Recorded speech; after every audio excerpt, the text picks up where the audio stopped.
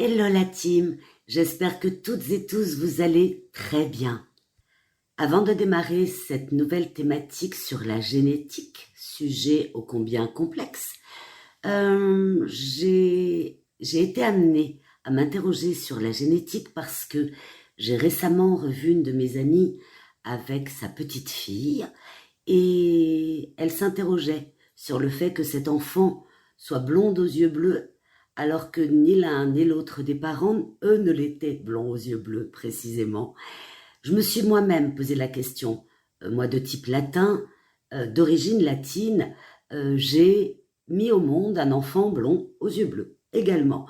Donc cela m'a interrogée, j'ai creusé un peu et aujourd'hui je vais essayer de vous parler de la génétique de manière relativement simple et accessible.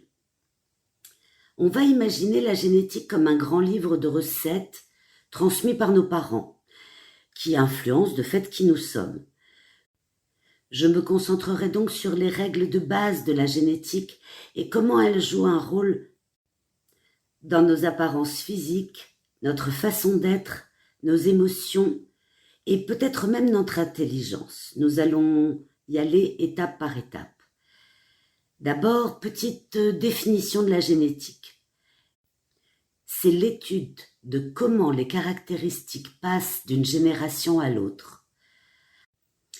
Un moine nommé Gregor Mendel au XIXe siècle a découvert des règles importantes en observant des plantes comme les pois.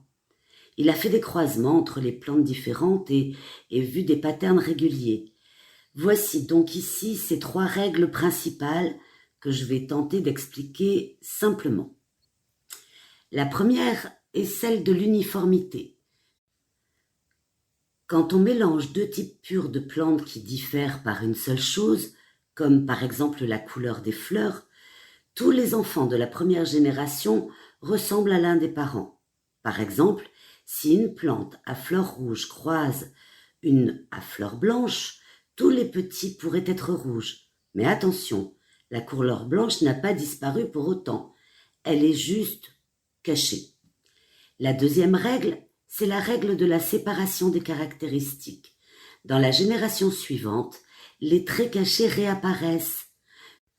Dans une fratrie de 4 enfants, 3 pourraient montrer le trait dominant, comme le rouge, et 1, le trait caché, le blanc.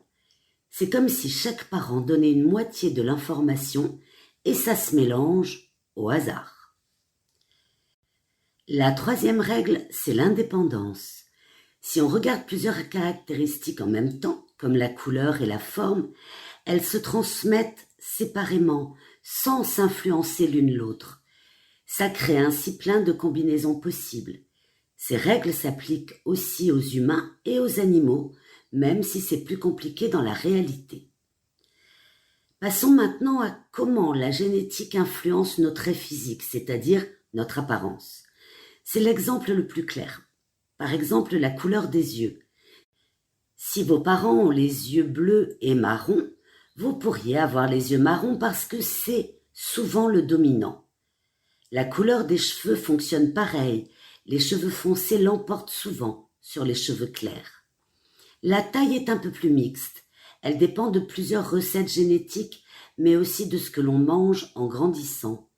Même des choses comme la forme du visage ou la texture des cheveux viennent en partie de nos parents. Mais rappelez-vous, l'environnement compte. Une bonne alimentation peut vous faire grandir plus vite. Ensuite, les traits de caractère comme notre personnalité. Est-ce qu'on est timide, joyeux, aventureux à cause de la génétique? Eh bien, il semblerait que oui, en partie. Des études montrent qu'environ 40% de notre personnalité vient de nos gènes. Par exemple, si vous êtes extraverti, c'est-à-dire si vous aimez être avec les gens, ça pourrait être hérité. D'autres traits comme être consciencieux, bien organisé ou ouvert d'esprit ont aussi une base génétique. Mais les 60% restants viennent de notre éducation, de nos expériences et de notre entourage.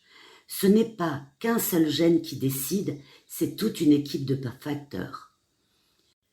Pour les traits émotionnels, comme comment on gère la joie, la tristesse ou le stress, La génétique joue aussi un rôle important. Par exemple, notre capacité à ressentir de l'empathie, à comprendre les sentiments des autres, est influencée à 10% par nos gènes.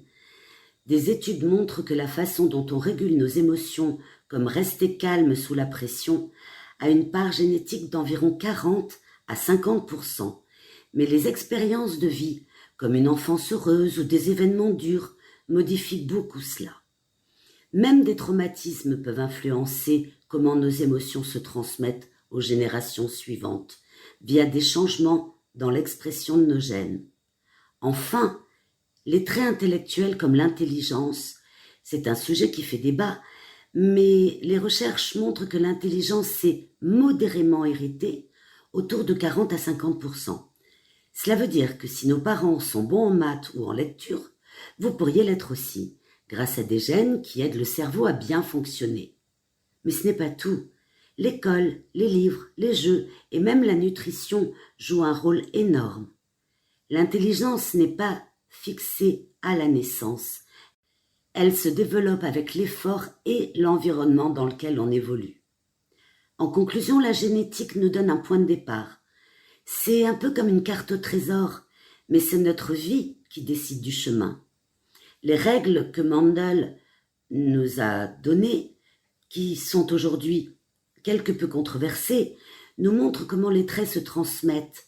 Mais pour les choses complexes comme la personnalité, les émotions ou l'intelligence, c'est un savant mélange d'hérédité et d'expérience. C'est ce qui fait que ça nous rend tous uniques. Voilà, j'espère vous avoir apporté un éclairage si la thématique vous a intéressé. Merci de liker, de partager. N'hésitez pas à me faire retour. Et si vous avez des questions ou si vous vous posez des questions sur vos gènes, eh bien, débattons ensemble prochainement sur un live. J'adresse mes très sincères remerciements à Thibaut, mon jeune ami étudiant en médecine, qui m'a beaucoup aidé sur le sujet afin de dégrossir, vulgariser un petit peu cette thématique ô combien technique à la base. Donc merci Thibaut. Je vous souhaite une excellente fin de journée à tous. Je vous dis à très vite. Soyez sages, mais pas trop.